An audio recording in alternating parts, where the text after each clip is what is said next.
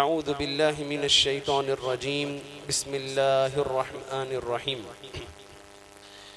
لقد رضي الله عن المؤمنين إذ يبايعونك تحت الشجرة فعلم ما في قلوبهم فأنزل السكينة عليهم وأثابهم فتحا قريبا وقال النبي صلى الله عليه وسلم من كنت مولاه فهذا علي مولاه او کما قال علیہ الصلاۃ والسلام۔ ہر قسم کی حمد و ثنا، ہر قسم کی بڑائی کبریائی اللہ وحدہ لا شریک کی ذات ببرکت کے لیے، کروڑہ درود و سلام سید الانبیاء سید الکونین ساقی حوض کوثر نبی رحمت جناب محمد الرسول اللہ صلی اللہ علیہ وسلم کی ذات ببرکت پر۔ حضرات گرامی قدر، اللہ احکم الحاکمین نے امت محمدیہ کو امت وسط قرار دیا ہے۔ اللہ احکم الحاکمین فرماتے ہیں وَكَذَلِكَ جَعَلْنَاكُمْ أُمَّةً وَسَطًا، کہ اللہ احکم الحاکمین نے تمہیں امت وسط بنا کر بھیجا ہے۔ اور وسط کا معنی جو مفسرین نے بیان کیا ہے وہ یہ ہے کہ امت محمدیہ تمام امتوں میں سب سے زیادہ معتدل میانہ روی اختیار کرنے والی امت ہے۔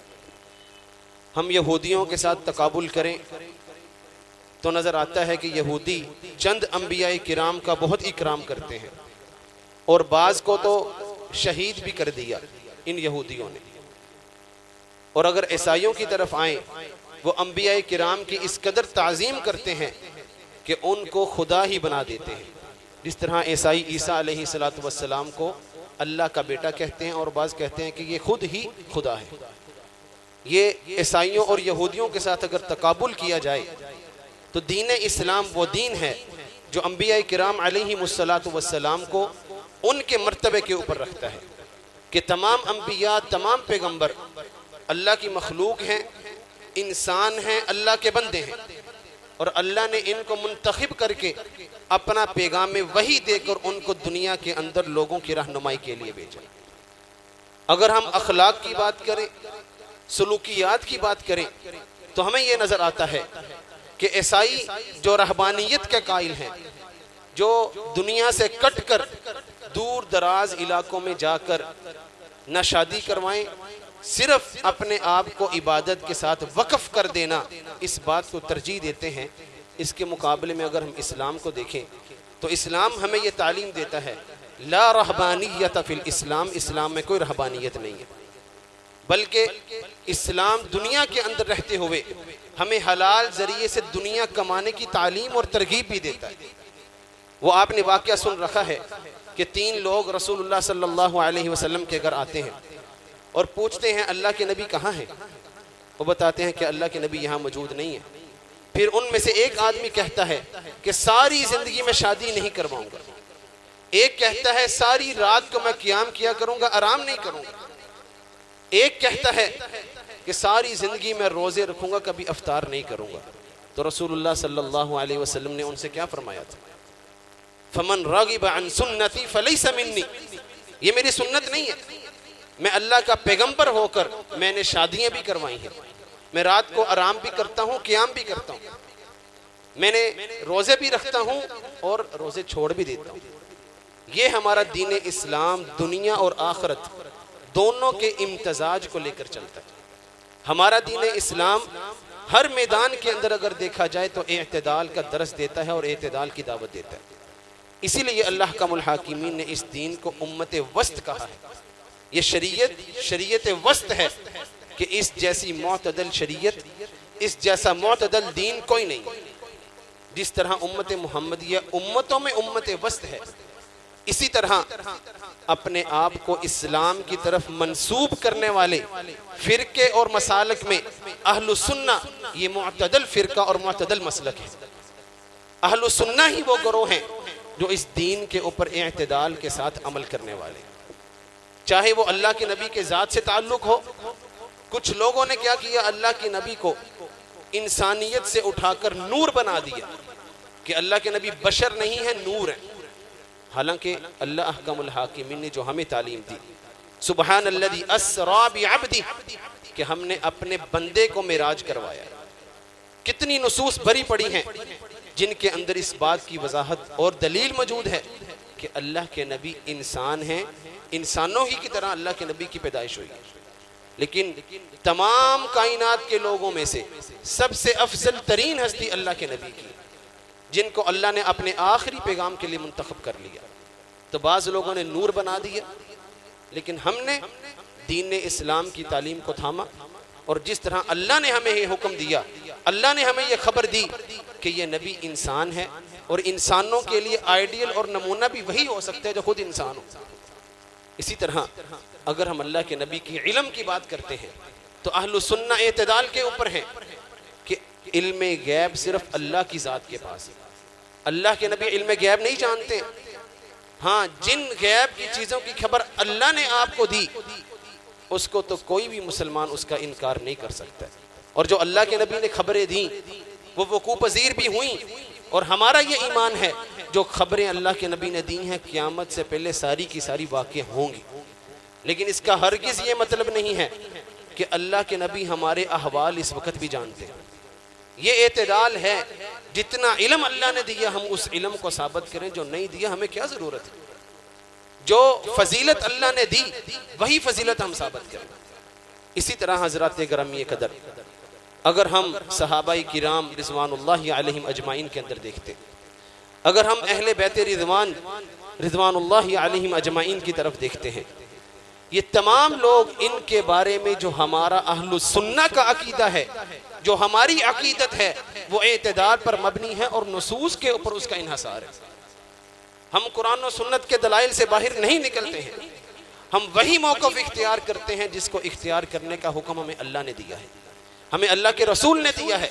ہم نہ ہی کسی کی شان کو اس قدر بڑھا دیتے ہیں کہ ہم پیغمبروں سے بھی افضل اس کو کہتے ہیں، اور نہ ہی ہم کسی کی شان میں تنقیص کرتے ہیں۔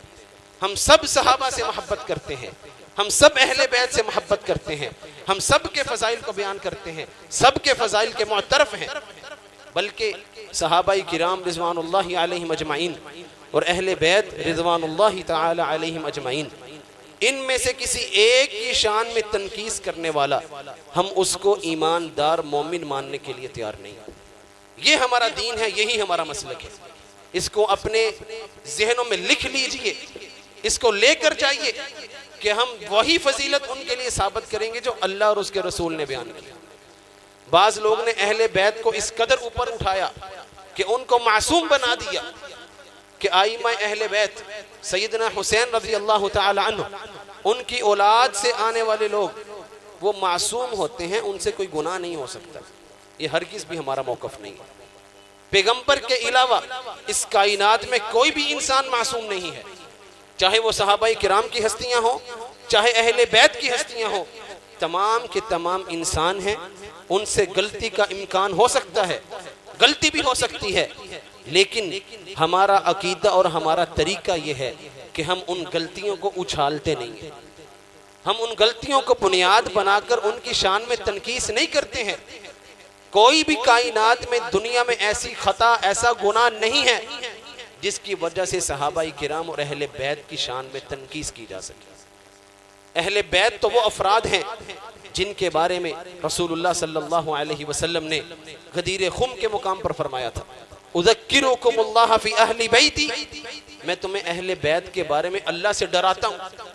تو حضرات گرامی قدر، یہ بات آج کے خطبہ جمعۃ المبارک سے لے کر جائیے کہ ہم ہر انسان کی جو اللہ نے اس کو شان دی، جو اللہ نے اس کو عظمت دی، اس کے قائل بھی ہیں، اس کو بیان بھی کرتے ہیں، اس کا عقیدہ بھی رکھتے ہیں۔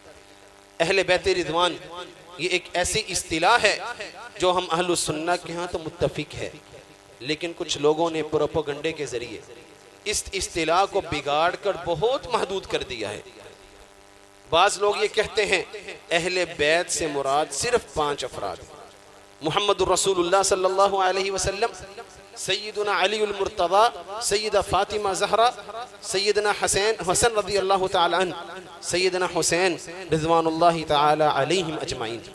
وہ کہتے ہیں صرف یہی 5 افراد اہل بیت ہیں، ان کے علاوہ کوئی بھی اہل بیت نہیں۔ حالانکہ اگر ہم قرآن و سنت کے دلائل کو دیکھیں، قرآن و سنت کے دلائل بھرے پڑے ہیں۔ یہ میرا موضوع بھی نہیں اور بیان کرنے کا وقت بھی نہیں، صرف اشارہ کر کے اپنی بات کو آگے چلاتا ہوں۔ اگر ہم قرآن مجید میں دیکھتے ہیں، اہل بیت رسول اللہ صلی اللہ علیہ وسلم کی ازواج مطہرات کو کہا گیا، انما یرید اللہ لیذہب عنکم الرجس اہل البیت ویطہرکم تطہیرا۔ اس آیت میں اہل بیت سے مراد رسول اللہ صلی اللہ علیہ وسلم کی بیویاں ہیں۔ ابن کثیر رحمہ اللہ فرماتے ہیں یہ آیت مبارکہ نص ہے ازواج مطہرات کی اہل بیت کے اندر شامل ہونے کے لیے۔ اور غالباً حضرت اکرمہ رحمہ اللہ فرمایا کرتے تھے، جو بندہ چاہتا ہے اس آیت کے بارے میں ازواج مطہرات وہ نہیں سمجھتا، وہ میرے ساتھ مباہلہ کر لے، میں اس کے ساتھ مباہلہ کرنے کے لیے تیار ہوں۔ تو پہلی بات تو یہ سمجھیے، اہل بیت سے مراد رسول اللہ صلی اللہ علیہ وسلم کی ازواج مطہرات، یہ قرآن مجید سے ثابت ہے۔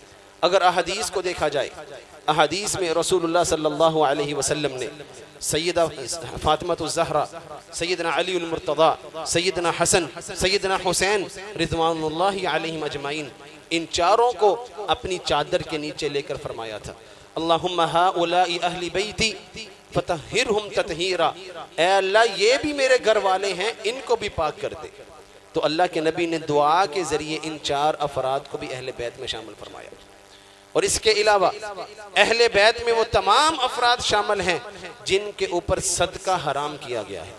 اور حضرت زید بن ارقم رضی اللہ تعالی عنہ جو افراد بیان کرتے ہیں وہ 4 خاندان ہیں، آل علی و آل جعفر و آل عقیل و آل عباس، حضرت عباس رضی اللہ تعالی عنہ کی اولاد، حضرت جعفر رضی اللہ عنہ کی اولاد، حضرت عقیل کی اولاد، حضرت علی المرتضی رضی اللہ تعالی عنہ کی اولاد، ان چاروں کی اولاد اور نسلیں یہ اہل بیت میں شامل ہیں۔ تو حضرات گرامی قدر، سب سے پہلے اپنے اس مفہوم کو درست کریں، اہل بیت میں ازواج مطہرات بھی شامل ہیں۔ یہ 4 افراد سیدنا علی المرتضی، سیدہ فاطمہ الزہرا، سیدنا حسنین کریمین، یہ اور ان کے علاوہ آل علی، آل جعفر، آل عباس اور آل عقیل، یہ سب اہل بیت میں شامل ہیں۔ تو یہ تو ہم نے اہل بیت کا مفہوم درست کر لیا۔ اب اہل بیت میں سے ایک ہستی سیدنا علی المرتضی رضی اللہ تعالی عنہ کی ہے۔ یہ وہ ہستی ہے جنہوں نے اپنے بارے میں یہ فرمایا، نہج البلاغہ میں یہ ان کا قول موجود ہے۔ سیدنا علی المرتضی رضی اللہ تعالی عنہ فرماتے ہیں، سَيَهْلِكُ فِيَّ صِنْفَانِ مُحِبٌّ مُفْرِطٌ يَذْهَبُ بِهِ الْحُبُّ إِلَى غَيْرِ الْحَقِّ۔ وہ فرماتے ہیں میرے بارے میں 2 گروہ ہلاک ہو جائیں گے۔ پہلا گروہ وہ ہے جو مجھ سے حد سے زیادہ محبت کرے گا کہ وہ حق کے راستے سے ہٹ جائے گا، اور دوسرا مبغض مفرط، جو مجھ سے بغض رکھے گا، مجھ سے نفرت کرے گا، اور وہ اس قدر نفرت کرے گا کہ حق کے راستے سے ہٹ جائے گا۔ یہ دونوں گروہ مجھ علی کے بارے میں ہلاک ہو جائیں گے۔ کون سا گروہ کامیاب ہوگا؟ وَخَيْرُ النَّاسِ فِيَّ، اور میرے بارے میں بہترین لوگ وہ ہیں جو درمیانی راستے پر میانہ روی کے ساتھ چلنے والے ہیں، جو میں نے آپ کے سامنے بیان کیا کہ ہمارا ہر موقف اعتدال پر مبنی ہے۔ تو سیدنا علی المرتضی رضی اللہ تعالیٰ عنہ، ہم ان کے ان تمام فضائل کے معترف ہیں، ان کے ان تمام فضائل کو بیان کرتے ہیں جو قرآن و سنت میں سے ثابت ہیں۔ جو قرآن و سنت سے ثابت نہیں، جن احادیث کے اندر ان کی فضیلت بیان ہوئی ہے، جو اس کا معنی نہیں، ہم اس کو نہیں مانتے، ہم صرف اسی معنی کو مانتے ہیں، صرف انہی روایات کو مانتے ہیں جو ثابت ہیں اور سیدنا علی المرتضی رضی اللہ تعالیٰ عنہ کی فضیلت پر دلالت کرتے ہیں۔ سیدنا علی المرتضی رضی اللہ تعالیٰ عنہ، ان کے اس قدر فضائل ہیں کہ ہمیں کسی جھوٹی روایت کی ضرورت نہیں ہے، ہمیں کسی جھوٹے قصے کہانی کی ضرورت نہیں ہے، بلکہ جو فضائل ان کے بیان ہو چکے ان کے بارے میں امام احمد بن حنبل رحمہ اللہ فرمایا کرتے تھے، ما جاء لأحد من اصحاب رسول اللہ صلی اللہ علیہ وسلم من الفضائل ما جاء لعلی ابن ابی طالب۔ امام احمد فرمایا کرتے تھے جس قدر فضائل سیدنا علی المرتضی رضی اللہ تعالی عنہ کے قرآن و سنت میں آئے ہیں، کسی اور صحابی کے بارے میں اتنے فضائل نہیں آئے۔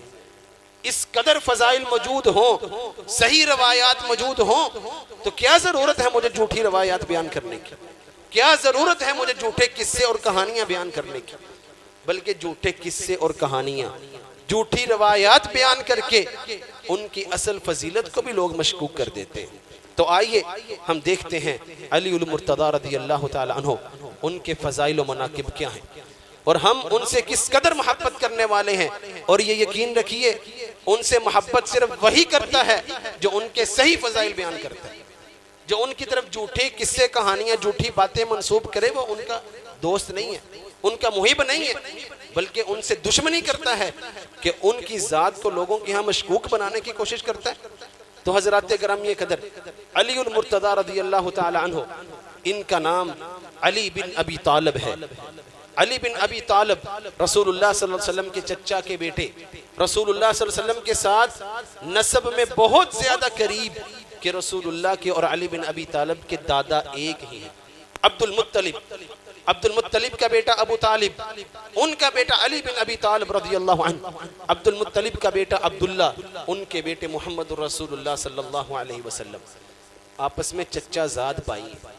اس قدر قریبی رشتہ داری ہے، اور ان کی کنیت ابو الحسن ہے اور ابو تراب ہے۔ ابو تراب کنیت کو یہ پسند کیا کرتے تھے، اور ان کا لقب حیدر ہے۔ حیدر کہتے ہیں جی بہت بہادر آدمی کو، بڑے جھری آدمی کو جو کسی سے ڈرنے والا نہ ہو، اس کو حیدر کہتے ہیں۔ اور ان کا نسب نامہ رسول اللہ کے سب سے زیادہ قریب ہے۔ اسی طرح ان کی والدہ فاطمہ بنت اسد جب ہجرت مدینہ کے بعد مدینہ منورہ کے اندر تشریف لائیں، وہاں پر ان کا انتقال ہو جاتا ہے، تو رسول اللہ صلی اللہ علیہ وسلم نے ان کو اپنا کرتا، اپنی قمیض سیدنا علی رضی اللہ تعالیٰ عنہ کی والدہ کو پہنایا، اور پھر ان کی قبر میں خود لیٹے، پھر نکلے، اس قبر کے اندر ان کی والدہ مبارکہ کو دفن کیا گیا۔ یہ سیدنا علی المرتضیٰ رضی اللہ تعالیٰ عنہ کی والدہ ہیں۔ رسول اللہ سے پوچھا گیا، اللہ کے نبی آپ اس قدر ان سے محبت کیوں کرتے ہیں؟ تو رسول اللہ صلی اللہ علیہ وسلم نے فرمایا، میری والدہ کے دنیا سے جانے کے بعد مجھ سے سب سے زیادہ محبت میری اس چاچی نے کی ہے، ابو طالب کی بیوی فاطمہ بنت اسد نے کی ہے، اور جب وفات پاتی ہیں تو رسول اللہ صلی اللہ علیہ وسلم ان کا اکرام کرتے۔ اسی طرح حضرات گرامی قدر، جب رسول اللہ صلی اللہ علیہ وسلم کی شادی ہو جاتی ہے سیدہ خدیجہ رضی اللہ تعالی عنہ سے، اور آپ جانتے ہیں سیدہ خدیجہ رضی اللہ تعالی عنہ بڑی مالدار خاتون تھی، بہت بڑی تاجرہ تھی عرب کی، تو رسول اللہ کو اللہ تعالیٰ نے وسعت بھی دی، فراوانی بھی دی، ان کے ذریعے اللہ نے مال و دولت سے نواز دیا۔ تو ابو طالب کو مالی طور پر اتنے سٹرونگ نہیں تھے، تو ان کے ایک بیٹے کی پرورش کا ذمہ سیدنا عباس رضی اللہ تعالیٰ عنہ نے لیا، اور جعفر بن ابی طالب کی پرورش سیدنا عباس کرتے ہیں، اور علی بن ابی طالب کی پرورش رسول اللہ صلی اللہ علیہ وسلم ذمہ داری اٹھاتے ہیں۔ تو سیدنا علی المرتضیٰ رضی اللہ تعالیٰ عنہ کی فضیلت کے لیے یہی کافی ہے کہ ان کی پرورش رسول اللہ صلی اللہ علیہ وسلم نے کی ہے۔ ان کے گھر میں، ان کی گود میں سیدنا علی المرتضیٰ رضی اللہ تعالیٰ عنہ بڑے ہوتے ہیں۔ یہ سیدنا علی المرتضیٰ رضی اللہ تعالیٰ عنہ، اسی لیے چھوٹی عمر میں 10 سال کے ہیں جب رسول اللہ صلی اللہ علیہ وسلم نبوت کا اعلان کرتے ہیں، سیدنا علی المرتضیٰ کو اسلام کی دعوت دیتے ہیں، تو بچوں میں سب سے پہلے اسلام قبول کرنے والے سیدنا علی المرتضیٰ ہیں۔ یہ رسول اللہ صلی اللہ علیہ وسلم کی تربیت کا نتیجہ ہے۔ تو یہ ان کی فضیلت ہے کہ سب سے پہلے بچوں میں اسلام قبول کیا، اور رسول اللہ صلی اللہ علیہ وسلم کے ہاں انہوں نے پرورش پائی۔ اسی طرح سیدنا علی المرتضیٰ رضی اللہ تعالی عنہ کی فضیلت و منقبت میں یہ بات بھی بڑی اہم ہے کہ وہ اہل بیت کے افراد میں شامل ہیں۔ حدیث مباہلہ، جب اللہ احکم الحاکمین نے آیت مباہلہ نازل فرمائی، اس کا پس منظر یہ ہے کہ نجران کا ایک وفد، نجران کے عیسائی رسول اللہ صلی اللہ علیہ وسلم کی خدمت میں حاضر ہوتے ہیں، اور سیدنا عیسیٰ علیہ السلام کے بارے میں ان کے درمیان مناظرہ ہوتا ہے۔ 2-3 دن تک یہ مناظرہ چلتا ہے۔ رسول اللہ صلی اللہ علیہ وسلم اپنے دلائل دیتے ہیں کہ سیدنا عیسیٰ علیہ السلام اللہ کے پیغمبر اور بندے ہیں، اور عیسائی کہتے ہیں نہیں یہ اللہ کا بیٹا ہے۔ مناظرہ چلتا ہے، کوئی نتیجہ نہیں نکلتا۔ رسول اللہ صلی اللہ علیہ وسلم نے سارے دلائل دیے، لیکن وہ ماننے کے لیے تیار نہیں ہوتے۔ بالآخر رسول اللہ صلی اللہ علیہ وسلم کو اللہ تعالیٰ مباہلے کا حکم دیتے ہیں پھر اللہ کے نبی یہ اعلان کرتے ہیں فَقُلْ تَعَالَوْا نَدْعُ أَبْنَاءَنَا وَأَبْنَاءَكُمْ وَنِسَاءَنَا وَنِسَاءَكُمْ وَأَنفُسَنَا وَأَنفُسَكُمْ ثُمَّ نَبْتَهِلْ فَنَجْعَلْ لَعْنَةَ اللَّهِ عَلَى الْكَاذِبِينَ کہ تم اپنے بیٹوں کو بلاؤ، ہم اپنے بیٹوں کو بلاتے ہیں، تم اپنی عورتوں کو لاؤ، میں اپنی عورتوں کو لے کر آتا ہوں، پھر ہم مباہلہ کر لیتے ہیں، اللہ کی اس پر لعنت ہو جو جھوٹا ہے۔ مباہلہ یہ اس بات کو کہتے ہیں کہ دو فریق آپس میں جمع ہوتے ہیں اور وہ اللہ سے یہ دعا کرتے ہیں اے اللہ سچے کو قائم رکھ اور جھوٹے کے اوپر اپنی لعنت بھیج، یہ مباہلہ ہوتا ہے۔ لیکن جب مباہلے کا وقت آتا ہے رسول اللہ صلی اللہ علیہ وسلم سیدنا علی المرتضی رضی اللہ عنہ کو بلاتے ہیں، سیدہ فاطمہ رضی اللہ تعالی عنہ کو بلاتے ہیں، سیدنا حسن حسین رضی اللہ عنہم کو بلاتے ہیں اور ان کو بلا کر اپنی چادر کے نیچے لیتے ہیں اور فرماتے ہیں اللہم ہؤلاء اہلی، اے اللہ یہ میرے گھر والے ہیں۔ پھر ان کو مباہلے کے لیے لے کر جاتے ہیں، لیکن ایسا ہی بھاگ جاتے ہیں، مباہلہ نہیں ہوتا۔ اس حدیث میں اس واقعے میں یہ بیان ہوا ہے کہ ان چار افراد کو رسول اللہ صلی اللہ علیہ وسلم نے اپنے اہل بیت میں شامل فرمایا۔ بعض لوگ اس روایت کو بنیاد بنا کر یہ کہتے ہیں کہ جب مال تقسیم کرنے کی باری آتی ہے تو سارے صحابہ دوڑے آتے ہیں، جان دینے کی باری آئی، مباہلے میں جان ہی دینی ہوتی ہے نا، کہ جو جھوٹا ہوتا ہے وہ سچے کی زندگی میں اللہ تعالیٰ اس پر لعنت بھی بھیجتا ہے اور اللہ تعالیٰ اس کو ختم بھی کر دیتا ہے۔ تو وہ کہتے ہیں جب جان دینے کی باری آئی تو یہ چار افراد ہیں، باقی صحابہ کہاں تھے؟ تو حضرات گرامی قدر، یہ صرف ان لوگوں کی ہوائی ہے، یہ صرف ان لوگوں کی دین دشمنی ہے، صحابہ کرام سے بغض کا اظہار ہے، وگرنہ ہر زیرک آدمی کو، ہر صاحب علم کو اس بات کا علم ہے کہ مباہلہ خونی رشتہ داروں کے درمیان ہوتا ہے۔ اور رسول اللہ کے خونی رشتہ دار کون تھے؟ سیدہ فاطمہ تھی، سیدنا علی تھے، سیدنا حسن حسین رضی اللہ عنہم اجمعین تھے۔ اسی لیے اللہ کے نبی ان چاروں افراد کو لے کر جاتے ہیں کہ یہ میرے خونی رشتہ دار ہیں۔ سیدنا علی المرتضی کو اپنے بھائی کی جگہ پر لے کر جاتے ہیں، سیدہ فاطمہ الزہرا کو اپنی بیٹی نساؤنا فقل تعالوا ندعو ابناءنا بیٹوں کی جگہ حسن حسین کو لے کر جاتے ہیں، وَنِسَاءَنَا اور عورتوں کی جگہ اپنی بیٹی فاطمہ کو لے کر جاتے ہیں۔ تو اس میں کون سے اعتراض کی بات ہے جی؟ صحابہ نہیں گئے، اللہ کے نبی نے ان کو بلایا، اپنے ساتھ لے گئے، اس میں صحابہ کرام کے اوپر کوئی تنقیص لازم نہیں آتی۔ اس لیے سیدنا علی المرتضی رضی اللہ تعالی عنہ، ان کی ایک فضیلت تو یہ ہے کہ نبی علیہ الصلوۃ والسلام نے مباہلے کے وقت بھی ان کو اپنے خونی رشتہ داروں میں شامل فرمایا۔ اسی طرح ہجرت کا وقت آتا ہے، رسول اللہ صلی اللہ علیہ وسلم مکہ مکرمہ سے مدینہ طیبہ کی طرف ہجرت کے لیے نکلنے کا جب ارادہ کرتے ہیں، رسول اللہ صلی اللہ علیہ وسلم نبوت کا جب اعلان کرتے ہیں، اس وقت بھی مشرکین نے کہا تھا ما جربنا علیک الا صدقا، اللہ کے نبی ہم نے تو کبھی آپ کو جھوٹ بولتے نہیں پایا، ہم نے آزما کر دیکھا ہے، تجربہ کر کے دیکھا ہے، ما جربنا علیک الا صدقا، آپ تو ہمیشہ سچ بولنے والے۔ دشمن ہیں مشرکین مکہ، لیکن ان کی امانتیں کن کے پاس ہیں؟ رسول اللہ صلی اللہ علیہ وسلم کے پاس۔ کوئی دشمن کے پاس بھی امانتیں رکھواتا ہے؟ رسول اللہ صلی اللہ علیہ وسلم اس قدر امانت دار، اس قدر امین تھے کہ دشمنوں کی امانتیں بھی ان کے پاس پڑی۔ اب ہجرت کا حکم ہوتا ہے تو رسول اللہ صلی اللہ علیہ وسلم کے ذہن میں وہ امانتیں بھی ہیں، امانت دار ہے نا۔ کوئی اور ہوتا کی کہنا سی انہیں اور کوئی نہیں، دشمنی ہے نا دی کری گل۔ ہمارے لوگ کہتے ہیں نا جی اور یہودیاں دے نقصان کرن دے نا، میں یہودیوں کے ساتھ ہی فراڈ کرتا ہوں، میں غیر مسلموں کو دھوکہ دیتا ہوں۔ یہ رسول اللہ صلی اللہ علیہ وسلم کا اخلاق ہے۔ اپنے دشمن جنہوں نے رسول اللہ کو ان کے گھر سے نکلنے پر مجبور کر دیا ہے، مکہ کو چھوڑ کر مدینہ کی طرف جا رہے ہیں، ان کی امانتیں واپس کرنے کی فکر ہے۔ رسول اللہ صلی اللہ علیہ وسلم اپنے بستر مبارک پر سیدنا علی المرتضی رضی اللہ تعالیٰ عنہ کو لٹا کر ان کو چھوڑ کر جاتے ہیں کہ میرے بعد امانتیں واپس کر کے تم مدینہ منورہ آنا، اور اپنے ساتھ سفر میں بطور باڈی گارڈ، بطور ساتھی اپنا ہم سفر سیدنا ابوبکر صدیق رضی اللہ تعالیٰ عنہ کو رکھتے ہیں۔ لوگ کہتے ہیں جی جب جان دینے کی باری آئی تو علی المرتضی وہ بستر پر لیٹے، باہر دشمن کھڑے ہیں، علی کی جان کو خطرہ ہے، پھر بھی رسول اللہ کے ساتھ وفا کرتے ہیں اور بستر پر لیٹ جاتے ہیں۔ کیا سفر میں خطرہ نہیں تھا؟ سیدنا ابوبکر صدیق سفر میں آپ کے ساتھ نہیں تھے؟ جب غار ثور میں نبی علیہ الصلوۃ والسلام رکتے ہیں، اس وقت سیدنا ابو بکر صدیق نے کیا کہا تھا؟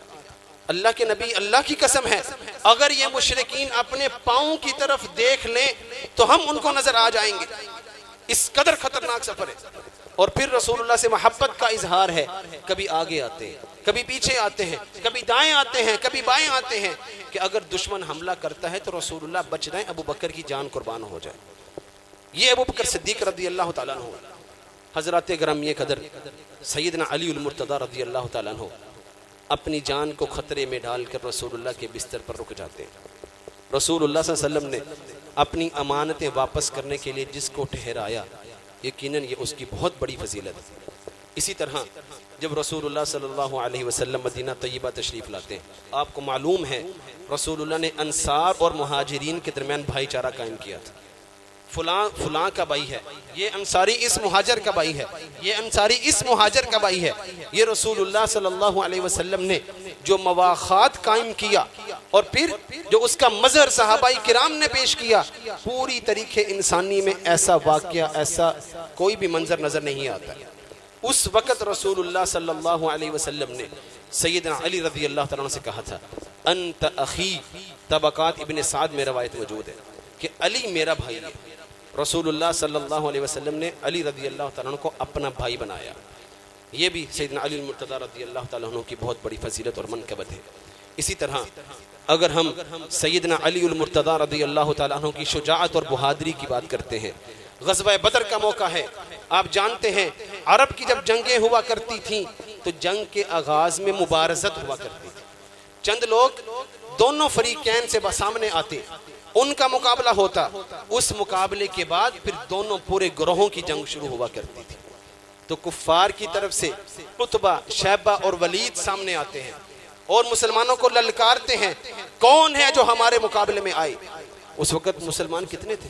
صرف 313، اور مشرکین طاقت میں بھی ہیں، اسلحہ بھی موجود ہے، تعداد بھی زیادہ ہے، سواریاں بھی موجود ہیں، اور ان کو یہ ظام بھی ہے کہ یہ محمد رسول اللہ چھوٹی سی جماعت کے ساتھ کیا کر لیں گے۔ وہ مقابلے کے لیے نکلتے ہیں، کس قدر ان کے اندر اعتماد ہوگا کہ کون ہے جو ہمارا مقابلہ کرے گا۔ 3 انصاری صحابہ کرام مدینہ کے رہنے والے وہ نکلتے ہیں اور ان کا مقابلہ کرنے کے لیے۔ وہ کہتے ہیں جی تم کون ہو؟ وہ بتاتے ہیں جی ہم انصاری ہیں۔ وہ کہتے ہیں نہیں جی، ہمارے پائے کے بندے لے کر آؤ جو ہماری نسل سے ہو، ہمارے قبیلے قریش سے ہو، ہم ان سے نپٹنا چاہتے ہیں، ان سے مقابلہ کرنا چاہتے ہیں۔ تو رسول اللہ صلی اللہ علیہ وسلم نے کن کو بھیجا؟ سیدنا علی المرتضی رضی اللہ تعالیٰ عنہ رسول اللہ کے بیٹے کی حیثیت سے آگے جاتے ہیں۔ سیدنا حمزہ رضی اللہ تعالیٰ عنہ رسول اللہ کے باپ کی حیثیت سے لڑنے کے لیے آگے جاتے ہیں۔ سیدنا عبیدہ بن حارث رضی اللہ تعالیٰ عنہ رسول اللہ کے بھائی کی جگہ لڑنے کے لیے آگے پیش ہوتے ہیں۔ اور پھر چشم فلک نے یہ دیکھا علی المرتضی رضی اللہ تعالیٰ عنہ کس طرح بہادری سے مقابلہ کرتے ہیں اور چند منٹوں میں ولید کا کام تمام کر دیتے ہیں۔ یہ سیدنا علی المرتضی رضی اللہ تعالیٰ عنہ کی غزوہ بدر کے موقع پر بہادری تھی۔ اسی طرح اگر ہم جنگ احد کی بات کرتے ہیں تو رسول اللہ صلی اللہ علیہ وسلم نے مصعب بن عمیر اور ان کے بعد سیدنا علی المرتضی رضی اللہ تعالیٰ عنہما کو اپنا جھنڈا دینے کا کہا تھا۔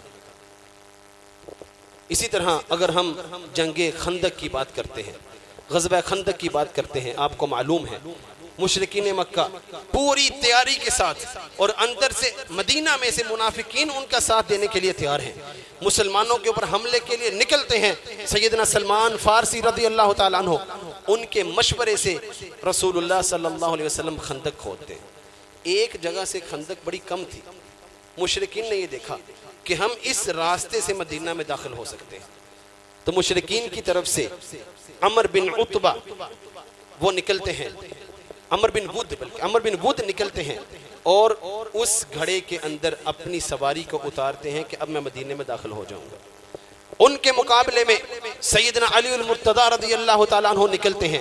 وہ عمر بن ود کہنے لگا، اے میرے بھتیجے، تو ابو طالب میرا دوست تھا، اس کا بیٹا، تو باز آ جا، میں تیرے ساتھ لڑائی نہیں کرنا چاہتا۔ تو سیدنا علی المرتضی رضی اللہ تعالیٰ عنہ ان کی بہادری کے کیا کہنے، وہ کہتے ہیں کہ عمر بن ود آج میں تجھے چھوڑنے والا نہیں ہوں۔ عمر بن ود للکارتا ہے اور کہتا ہے، میں وہ ہوں اہل عرب جانتے ہیں کہ 500 افراد بھی ہوں تو عمر بن بدھ سے ڈر کر بھاگ جاتے ہیں. تو اکیلا میرے ساتھ کیا کرے گا؟ دونوں مقابلہ کرتے ہیں اور چند ہی منٹوں میں حضرت علی بن ابی طالب رضی اللہ تعالی عنہ عمر بن بدھ جو 500 افراد پر خود کو بھاری کہتا ہے اس کا کام تمام کر دیتے ہیں اور اس کو جہنم واصل کر دیتے ہیں. یہ سیدنا علی المرتضی رضی اللہ تعالیٰ عنہ کی شجاعت. خیبر کا موقع آتا ہے، مسلمان سارے قلعے فتح کر لیتے ہیں. مرحب کا قلعہ فتح کرنے کی باری آتی ہے. بڑی مشکلات ہیں، بڑی کوششیں کی لیکن قلعہ فتح نہیں ہو رہا. ایک دن رسول اللہ صلی اللہ علیہ وسلم یہ اعلان کرتے ہیں لَأُعْطِيَنَّ هَذِهِ الرَّايَ غَدًا رَجُلًا يَفْتَحُ اللَّهُ عَلَى يَدَيْهِ يُحِبُّ اللَّهَ وَرَسُولَهُ وَيُحِبُّهُ اللَّهُ وَرَسُولُهُ. کل میں ایسے آدمی کو اپنا جھنڈا دوں گا جو اللہ اور اس کے رسول سے محبت کرتا ہے اور اللہ اور اس کا رسول اس سے محبت کرتا ہے. اللہ اس کے ہاتھ سے اس قلعے کو فتح بھی کرے گا اور ان مسلمانوں کو فتح نصیب کرے گا. اگلا دن ہوتا ہے، صحابہ کرام رات بڑی مشکل سے گزارتے ہیں. ہر صحابی کی یہ کوشش ہے کہ اللہ کے نبی میرا نام لے، مجھے یہ بشارت مل جائے، مجھے یہ گارنٹی مل جائے کہ اللہ اور اس کا رسول مجھ سے محبت کرتا ہے. لیکن نبی علیہ الصلوۃ والسلام پوچھتے ہیں این علی بن ابی طالب، علی بن ابی طالب کہاں ہیں؟ مجھے نظر نہیں آ رہا. تو صحابہ کرام نے بتایا اللہ کے نبی ان کی آنکھوں میں کوئی تکلیف ہے اس لیے وہ نہیں آ سکے. رسول اللہ صلی اللہ علیہ وسلم ان کو بلاتے ہیں اور ان کی آنکھ میں اپنا لعاب لگاتے ہیں. اللہ ان کو صحت دیتا ہے. پھر رسول اللہ جھنڈا دے کر ان کو مرحب کے قلعے کی طرف بھیج دیتے ہیں. لمبا واقعہ اختصار کر رہا ہوں. سیدنا علی المرتضی رضی اللہ تعالیٰ عنہ وہ مرحب جو کہتا تھا کہ سارا خیبر جانتا ہے کہ مرحب کسی جنگ سے ڈرنے والا نہیں ہے، سارا خیبر مرحب سے ڈرتا ہے اور تم میرے مقابلے کے لیے آئے ہو. سیدنا علی المرتضی رضی اللہ تعالیٰ عنہ وار کرتے ہیں اور مرحب کو 2 ٹکڑوں میں تقسیم کر دیتے ہیں. یہ سیدنا علی المرتضی رضی اللہ تعالیٰ عنہ کی شجاعت ہے. اسی طرح حضرات گرامی قدر سیدنا علی المرتضی رضی اللہ تعالیٰ عنہ کے فضائل کی بات کی جائے، اتنے فضائل ہیں جس طرح امام احمد بن حنبل رحمہ اللہ فرماتے ہیں کہ ان جیسے ان جتنے فضائل کسی اور صحابی کے نہیں ہیں اور نہ ہی وقت ہے کہ سارے فضائل بیان ہو سکیں. ایک حدیث سنا کر اپنی بات کو مکمل کرتا ہوں. رسول اللہ صلی اللہ علیہ وسلم نے غزوہ تبوک کے موقع پر جب سیدنا علی المرتضی رضی اللہ تعالی عنہ کو پیچھے مدینہ کی حفاظت کے لیے چھوڑ دیا، وہ علی جو پچھلی ساری جنگوں میں بہادری دکھانے والے اس وقت کہتے ہیں اللہ کے رسول آپ مجھے عورتوں اور بچوں کے ساتھ چھوڑ کر جا رہے ہیں. غزوہ تبوک وہ جنگ تھی، بہت گرمی کا موسم ہے، نہ سواریاں پوری ہیں نہ انتظامات پورے ہیں، لیکن اللہ کی طرف سے حکم ہوتا ہے ہر مسلمان جنگ کے لیے نکلے گا، صرف بیمار بچے بوڑھے اور عورتیں پیچھے رہیں، باقی ہر کوئی جنگ کے لیے نکلے. اس موقع پر اللہ کے نبی سیدنا علی رضی اللہ تعالیٰ عنہ کو چھوڑ کر جاتے ہیں مدینہ منورہ میں. وہ پوچھتے ہیں اللہ کے نبی آپ مجھے کیوں چھوڑ کے جا رہے ہیں؟ میں تو آپ کے ساتھ جانا چاہتا ہوں، ان دشمنوں کا مقابلہ کرنا چاہتا ہوں. پھر رسول اللہ صلی اللہ علیہ وسلم نے فرمایا اما ترضا، کیا تو اس بات پہ خوش نہیں ہے انت منی بمنزلت ہارون بموسیٰ، تم میرے لیے اسی طرح ہے جس طرح ہارون موسیٰ علیہ السلام کے لیے تھا. جس طرح کوہ طور پہ جاتے ہوئے موسیٰ علیہ السلام نے ہارون کو اپنے پیچھے چھوڑا تھا، اسی طرح میں تمہیں مدینہ منورہ میں اپنے پیچھے چھوڑ کے جا رہا ہوں. کہ اس وقت رسول اللہ کو ایسے بہادر آدمی کی ضرورت تھی جو مدینہ منورہ کی عورتوں کی بھی حفاظت کرے، مدینہ منورہ کی سرحدوں کی بھی حفاظت کرے. تو رسول اللہ کو علی سے زیادہ بہادر کوئی اور نظر نہیں آیا. اس لیے رسول اللہ صلی اللہ علیہ وسلم ان کو اپنے پیچھے مدینہ منورہ کی حفاظت کے لیے چھوڑ کے جاتے ہیں. حضرات گرامی قدر، میں آپ کو یہ پیغام دینا چاہتا ہوں کہ آئیے صحابہ کرام اور اہل بیت سب سے محبت کیجئے. سب ہماری آنکھوں کے تارے ہیں، سب سے محبت کرنا ہمارے ایمان کا تقاضا ہے، سب سے محبت کرنا ہمارے ایمان کا جز ہے. اور صحابہ کرام سے محبت تو اہل بیت نے کر کے دکھلائی ہے. سیدنا علی رضی اللہ تعالی عنہ وہ کس قدر ابو بکر عمر سے محبت کرتے تھے، اللہ نے توفیق دی تو پھر کبھی انشاءاللہ بیان کروں گا کہ کس طرح سیدنا علی المرتضی ابو بکر عمر سے محبت کرتے تھے، کس طرح ان کی عزت اور احترام کرتے تھے. اللہ احکم الحاکمین سے دعا ہے اللہ تعالی ہمیں سیدنا علی المرتضی رضی اللہ تعالی عنہ کی محبت نصیب فرمائے. اللہ احکم الحاکمین ہمیں ان کے نقش قدم پر چلنے کی توفیق عطا فرمائے. وآخر دعوانا ان الحمد للہ رب العالمین.